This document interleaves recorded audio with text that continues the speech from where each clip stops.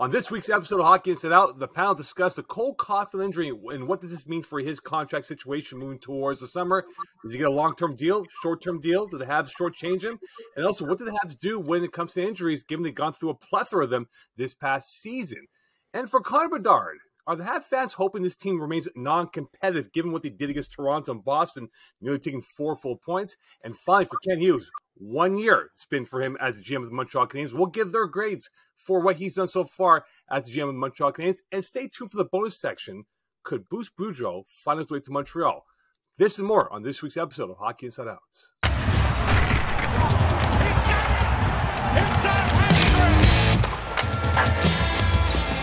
And welcome into a new edition of Hockey Inside Out. I'm your host, Moe Khan, alongside Stu Cowan, Andrew Berkshire, and Rick Green. Gents, let's dive into it. The big news was last weekend, Cole Caufield out for the remainder of the year with a shoulder injury. What does this do now for the contract negotiations with his camp and Ken Hughes going towards the spring and summer months? Do the Habs shortchange him? And also for the Habs' perspective here, they've gone through a plethora of injuries in the last year or so. Do they change how they handle injuries in rehab moving forward? I think there's a very easy answer in regards to Cole Caufield. I don't think it changes anything. I think this was a situation where the Canadiens were monitoring his injury. I think probably benefited the player and the agent to continue playing as long as possible to rack up some goals so that last season wasn't a fluke. He's shown that now. He can take the surgery, be ready for next season. If anything, this gives Cole Caufield some quiet time to look over some contract details and maybe it gets done quicker. As far as the strength and conditioning team, there's been lots of talk about that over the last little stretch here. I think we can all agree that they made a mistake allowing Mike Matheson to come back earlier this season, re-injuring the same issue in his abdomen. There's been issues like that throughout the last decade with the Montreal Canadiens. You know, Carey Price is a great example of constantly coming back too early, constantly playing through injuries and making things worse. But at the end of the day, I struggle to put all of that on the Canadiens' strength and conditioning and medical staff, when at the end of the day, a lot of that stuff is player decisions. And there's only so much you can do to hold a guy back. And these are professional athletes who want to be playing. Does there need to be more caution? Absolutely. But we only see one side of it, right? We don't actually know what goes on, the debates that go on internally. So I hesitate to go that far. Yeah, with Cole Caufield's contract, I figure it's already done. I figure they have 1 or 2 options that have been agreed to with a handshake deal, because otherwise he wouldn't have gone and had the surgery. Because I'm sure the conversation would have gone, the Canadiens want him to have a surgery because they want him to be ready to start next season. And his agent saying, well, we want him to score 50 goals because it's going to cost you guys a lot more money to re-sign him. So I think Kent Hughes and Pat Brisson, Kent Hughes obviously used to be an agent. I'm sure they spoke together. They have probably a couple of different option contracts for Cole that they've both agreed to, maybe one long-term, one shorter term. And I wouldn't be surprised if there's an announcement of the contract soon. There's also a possibility they might wait until after the trade deadline, even if it's in the top drawer of Kent Hughes' desk, just waiting to be signed. But I'm sure the decision for him to shut it down for the season was made only after the contract situation was basically resolved. Otherwise, Cole Caufield's going to want to play. He's going to want to score as many goals as he can to get as much money as he can. And from the Canadian standpoint, they're looking at it 2 ways. Without Cole Caufield, we're going to lose more games, which is going to help us as far as a chance to get Connor Bedard. And now Cole Caufield will come back to training camp next year, be hopefully for his sake, 100% and ready to go. As for the other injury stuff, I mean, injuries happen. And a lot of the injuries they had, Brendan Gallagher's a high ankle sprain. That's something that's going to happen in hockey. Guys taking shots off the foot, that's going to happen. But, I think back to Sean Monahan showing up for games in a walking boot cast, taking it off, playing, and then putting it back on again to do interviews afterwards. It reminds me of Shea Weber when he played through that broken foot a few years ago and all the problems that led to. And I'm surprised. I know that Monahan wanted to play that game in Calgary. It meant a lot to him going back to Calgary for the first time, but how they didn't shut him down right after that, or why they allowed him to do that. I mean, he's so key to this team moving forward as far as either A, what they're going to get from him at the trade deadline, or B, if they're going to re-sign him and keep him. So I was surprised they let him play through that. As you mentioned, Andrew, Matheson came back, suffered another injury. I think, and Ken Hughes said the problem with a guy like Brendan Gallagher, if you tell him it's going to be 3 weeks to come back, he's going to try and come back in 1 week. And, agents are involved, money's involved, guys have bonus contracts, guys go into contract years. There's a lot that goes into it. It's not just a case of a team saying you're not playing anymore. And I think with the Caufield situation, it was a negotiation between the agent, the player, and the team to decide that the best thing for everybody involved was for Cole Caufield to get shut down. And again, I'm pretty sure there's a contract in Kent Hughes' top drawer of his desk that's just waiting, or maybe two different options that are just waiting to be signed. And for me, my years in the coaching ranks, there were some years that we were seeing the guys getting injured left and right and going, oh, now, who's next? And it's kind of, out of your control. It goes like that sometimes. And, some guys, they want to get back and play. They want to, get as many games in as they can, and probably is not in the best interest of the injury that they do have. And, this is something that it's a fine line there, because, the medical guys say, yeah, you're good to go. But really, the player is the one that decides. So I don't foresee, anything major. And I think Ken Hughes mentioned that he's not overly concerned with the fact that a lot of guys are getting injured. It happens like that. And unfortunately, there's a lot of key guys that are, on the shelf, so to speak, so far. And Cole Caufield, his injury, listen, it's not going to affect the term of his contract. This is something that they know that he's the kind of guy they want to lock up. They know that he's a bona fide goal scorer. They'll get the contract done. And what I do find interesting in this whole scenario is why it took so long before they decided if he was injured for them to pull the plug on him now and say, you know what, let's do this surgery now. They were probably running some risk. I'm going to assume, I'm not a medical guy, but probably running some risk if he was playing hurt, that it could have resulted in maybe more serious or not. But it's interesting that all of a sudden they decide, okay, it's bad enough that we're going to surgically repair and, look for next year. But I think the reality is Cole Caufield is going to be a huge part of this team moving forward. The contract will get done, and it'll get done sooner than later. Yeah, the injury, I'm thinking, might make Caufield lean more toward a long-term deal. He's a smaller guy playing a big man's game, and injuries are part of the game. And, if you're offered 7-8 years guaranteed money for a lot of money, and, you look at, Carey Price and Shea Weber still collecting money despite not being able to play with their injury. Unlike the NFL, NHL contracts are all guaranteed. So it's, it might make him think more about going long-term if he had been thinking about maybe signing some kind of a bridge deal. But we'll see. Rick, what's the worst injury you ever played through? Wrist injury. Just I had a list of a few things, but that was one that didn't seem to heal properly and never has. So yeah, that wasn't fun. But getting back to Cole, let's face it, we've seen him dart in and out of plays. Corner work is not, usually where injuries occur. He doesn't need to do that kind of stuff. He's smart and quick enough, and we've seen him get into areas which allow him to score goals. And I just think back to Guy Lafleur's years playing with him, and you didn't have to worry about Guy crashing into the corner and getting pucks. He was in, he was out, got himself in an area where he had an opportunity to score, and that's what goal scorers do, and that's what Cole Caufield is. Well, and on the other hand, Stu, from Cole, maybe he's looking at putting up almost a 50-goal pace with an injured shoulder and thinking maybe I should go short term because next year I'm going to score 800. That's yeah. Well, the other thing with Cole Caufield with the shoulder is, you're right, Rick. He was so good at avoiding contact, but that big hit he took in the Calgary game, which was unavoidable. Remember, he picked up the rebound in front of his own net. He looked up, he's like, oh boy. And down he went. And I rewatched that video. And the first part, he went out for concussion protocol, but the first part of his body that took that hit was his right shoulder. And you wonder if that either is where the injury was caused or whether it made it worse. But there's certain hits you just can't avoid. And when you're a little guy like Cole Caufield and you run into a 220-pound guy like happened on that play, usually it's bad things that happen. Still, it's going to bring up a point, though, right? You look at this situation. This could very well be a 7-year deal for Cole Caufield when it's all said and done.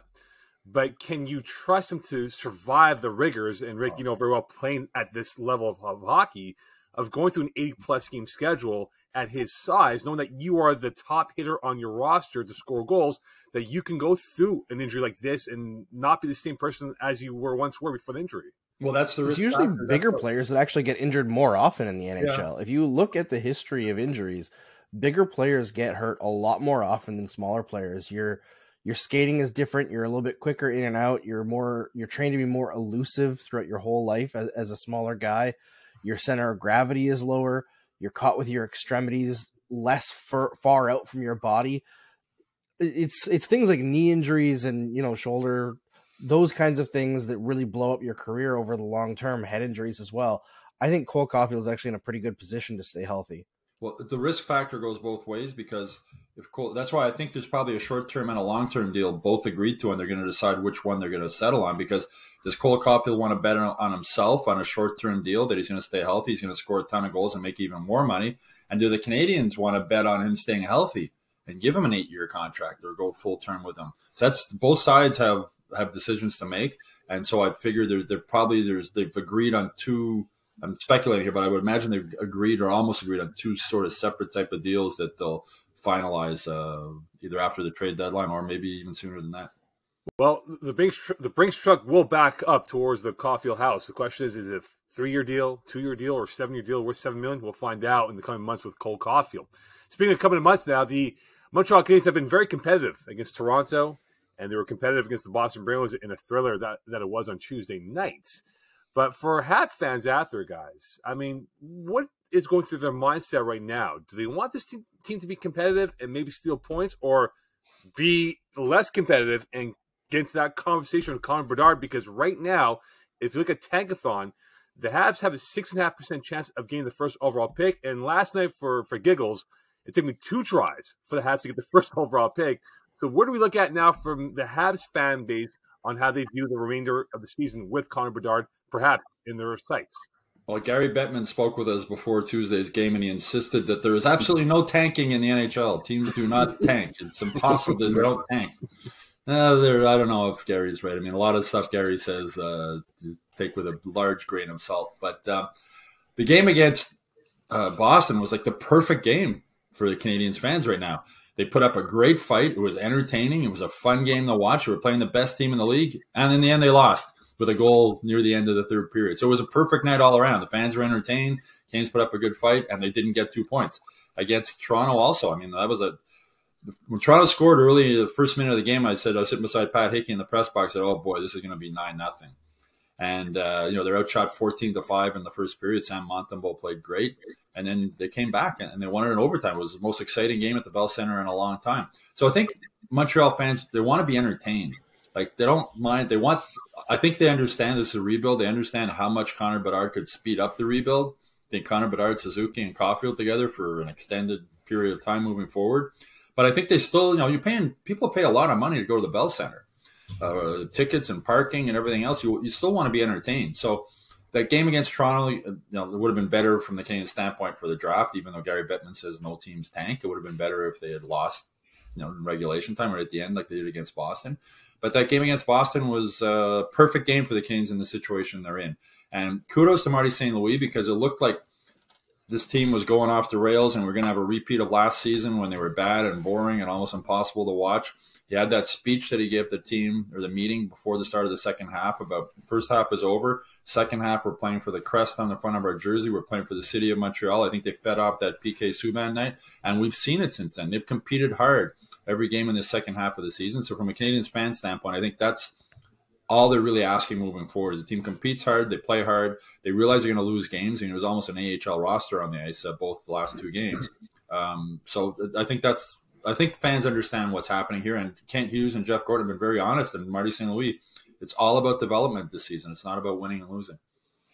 Yeah, and let's face it, the new management came in and said, listen, we're going to change the culture of this organization. We want to have guys that want to show up each and every night, and I think that mindset is very much in the forefront of the way the Montreal Canadiens are playing, and I think that's a real important ingredient in that whole group in the dressing room, that they are not going to go and just show up and do a half-ass type job. They're going to show up and do the best they can and try and get better, because they do have a lot of young guys, a lot of new guys, a lot of guys that are given first opportunities, and I think that they want to show that what they're capable of doing.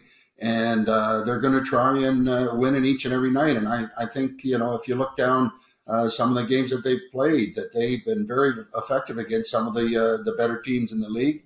And, that's a compliment to St. Louis as far as having these guys prepared and making sure that they're held accountable for doing a good job. And it's not easy, but, the bottom line is they're trying to develop a winning culture, and that's what they want to see happening each and every night.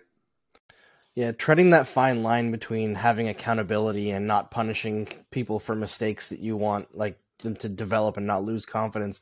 It's a tough thing, especially over 82 games. And Marty St. Louis has tread that line very well. They had that one down stretch in December, early January, where it seemed like very similar to last year under Ducharme, where the confidence was bleeding out of the team. And then, Caufield goes down and you think, wow, the guy that brings the energy every night, he's gone. How bad is this going to get? And it might get bad at some point during the remainder of the season.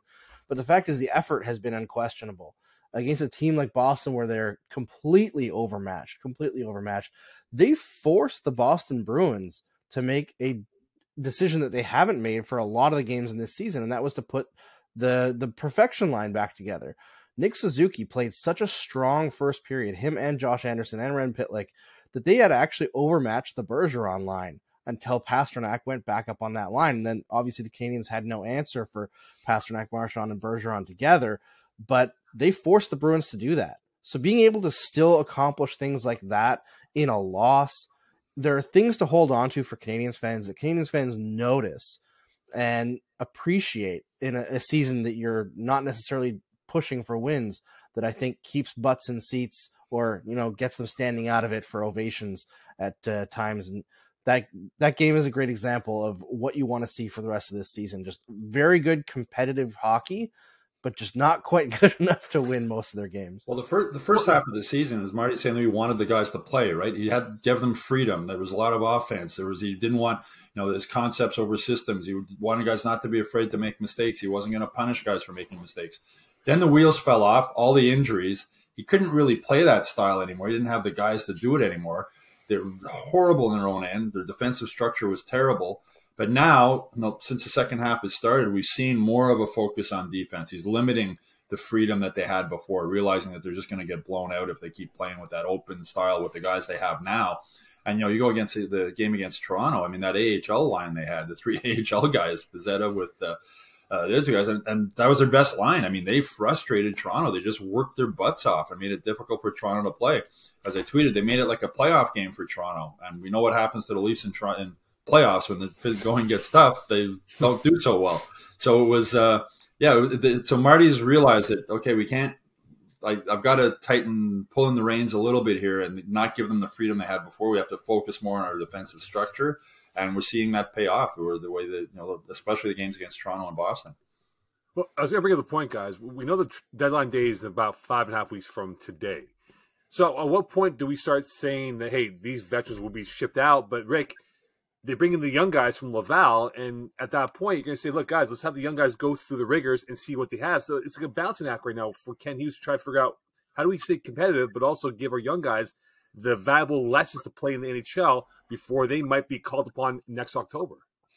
Well, I think it's going to be an interesting time frame here, with the players that the Canadiens have. I mean, there's been speculation about a few of the guys that other teams are interested in, possibly trading for. But I think it's a time when the phone is ringing quite a bit with even though we haven't heard anything publicly. I think that there's a lot of activity and conversations that are going on. But in Montreal's camp, I think it's just a great opportunity for these young guys to come up from Laval, show what they're capable of showing, and allowing management to get a pretty good reading on what they have immediately and possibly future, so that they can help in making the final decisions on what kind of people they'd like to have with their hockey club. So it's always an interesting time of year, and it's going to be fun to see what Ken Hughes has in his camp to try and make the team better. Well, when Ken Hughes met with the media last week, he said that I can't just bring in the kids and play all the kids and lose, because you're going to lose the room. There's veteran guys in there. Hockey players want to win. They don't care about tanking. So you want the players, at least when they're in the locker room before the game, to think they have a chance to win the game. And the Canadiens believe that. We saw that. I mean, would have been first goal by Toronto in the first minute. Would have been easy for them to do what, as I said to Pat Hickey, this is going to be 9-0. They could have been at the bench. Oh boy, we had no chance tonight, but that didn't happen, and it didn't happen against Boston either. So that's a good sign moving forward that the players in that room, they still want to win games. Andrew, final word. Yeah, I mean, a lot of that comes down to the goaltending, right? We've seen at the beginning of the season, Jake Allen and Sam Montembeault bailing the Canadiens out time and again. How different would that game against the Leafs be if Sam Montembeault didn't stand tall in that first period? He's been spectacular lately, had a slight dip in play around the new year, but has looked absolutely spectacular going up against some of the best goaltenders in the NHL and outdueling quite a few of them. So I'm just really impressed with Sam Montembeault. Well, I'll say this, guys. I know, Stu, you made the point from Gary Bettman saying there's no tanking in the NHL. For those who follow Timo Solani on social media, he had a locker room picture of the key young foundation players of the Anaheim Ducks, and he had on a piece of paper Connor Bedard on a locker stall. I'm waiting for Stéphane Richer to do that for the Montreal Canadiens in the coming months here as we get closer and closer towards who will select Connor Bedard in the draft in late June. Gents, it's been 1 year now since Kent Hughes became the general manager of the Montreal Canadiens. It is time to give a grade on his work so far. And look at the numbers in the last 12 months here. He's made close to 15 trades. He's made free agent acquisitions by 10 players who've had a connection to the Montreal Big Club organization. So what grade are we giving Kent Hughes after year one under his administration? And he's just starting. I mean, it's tough to give a real true grade after 1 year because there is a process that is involved. But a passing grade, if you want to give it a letter A, I would like to give him that because he inherited a lot of guys on this hockey club. And he said from the get-go that there's going to be a process involved in him trying to identify and add and eliminate certain players that he'd like to be part of the Montreal Canadiens. And, that being said, he's stayed to his plan of building through the draft. He's got 11 picks coming up, the most in the league coming this year. And I think that, he's very much aware of some of the problem areas. And he's the kind of guy that is very transparent, I believe, in letting everybody know that I have a plan. We have a plan. We're going to stick to it, thick or thin. Maybe the results are not going to happen, and we're seeing that it's not going to happen immediately.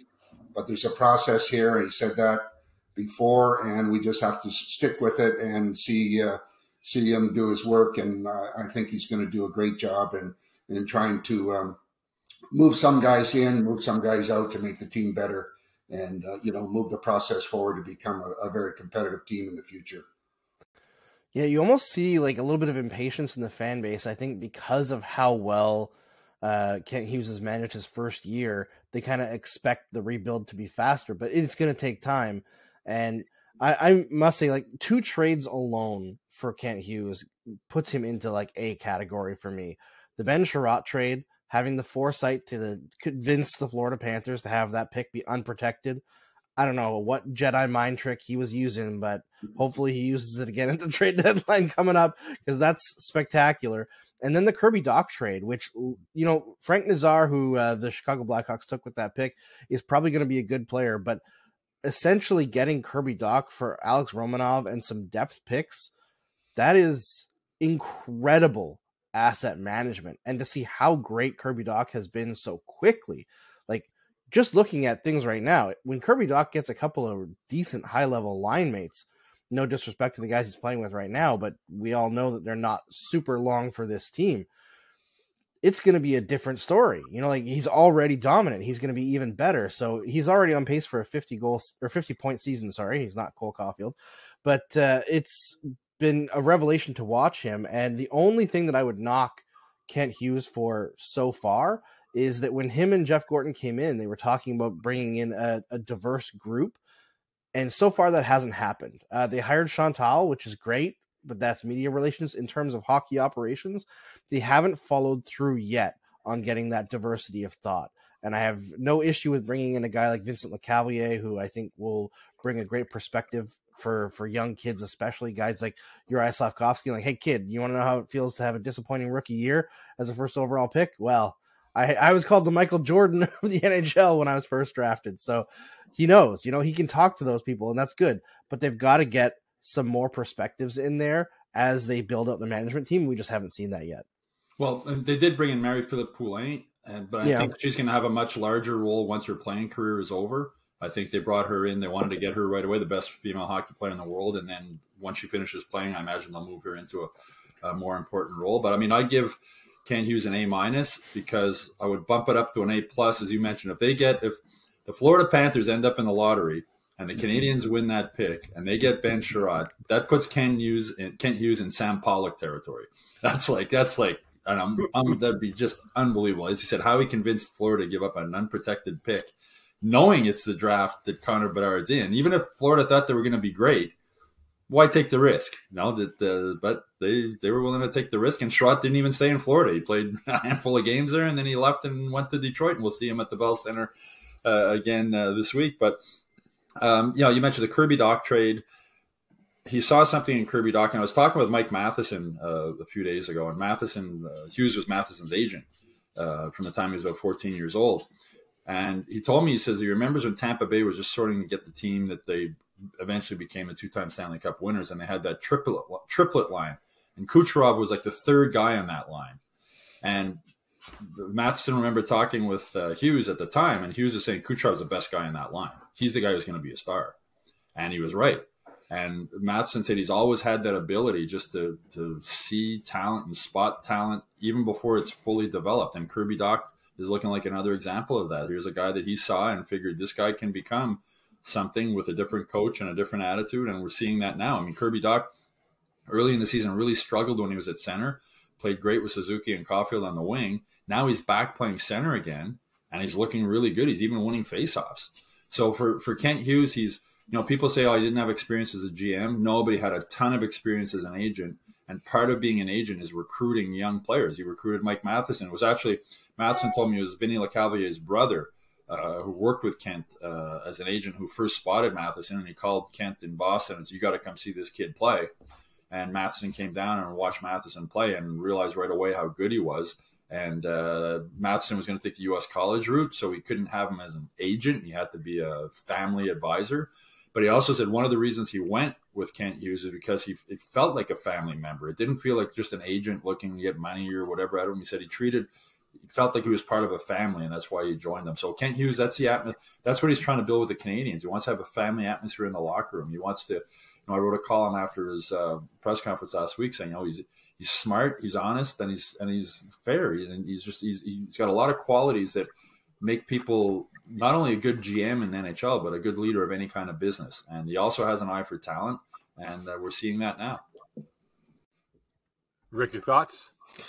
No, I can just echo some of Stu's points there, saying that, a very well-respected guy that you don't hear too many bad things about him, that's been around the business for many years, so has a real good feel and understanding of projection of potential players to move up the ladder as being bona fide NHLers. And those type of, people don't come easily, and in those positions are hard to find to fill those positions. So Montreal Canadiens, I think, are very fortunate to have a guy like that with that type of image and that kind of knowledge and way of doing things that is so well respected right within the dressing room and all of his peers. And, hats off to him, and I wish him, continued success.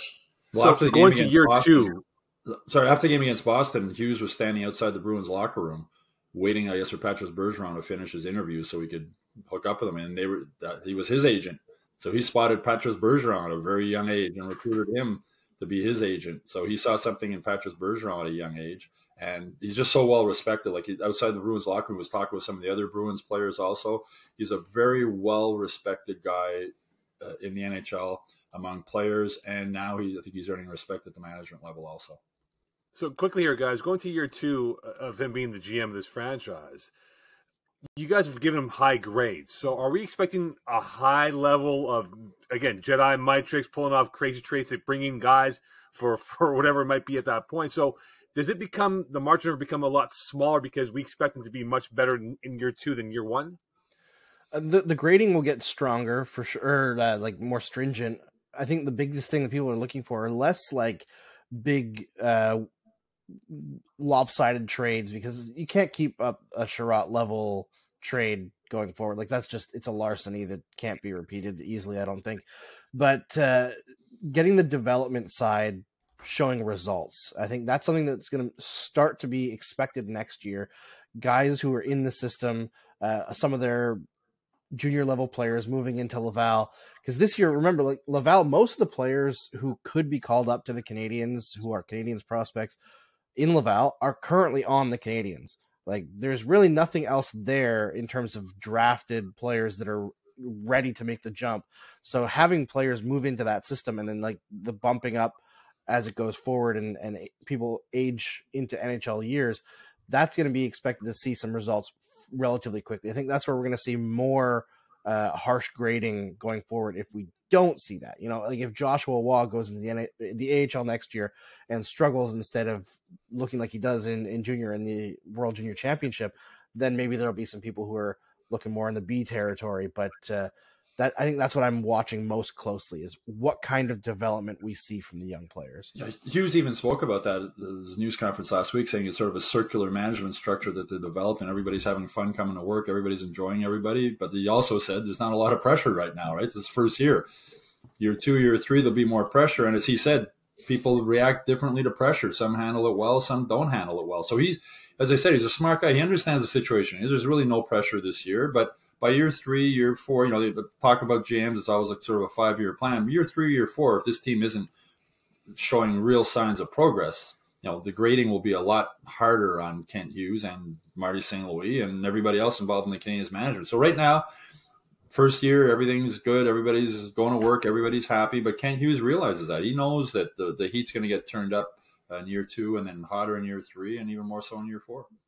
Well, Mark Bergevin had almost a decade plus worth of tenureship here as the GM of the Montreal Canadiens and didn't do too much here. We'll see what Kent Hughes does moving forward. And again, year 2 will be very fascinating because there's a lot of work to be done for this franchise to improve on the second, third, and fourth lines and create more depth. And, of course, the Laval Rocket, could they send more guys up to the Montreal Canadiens come October for the new season?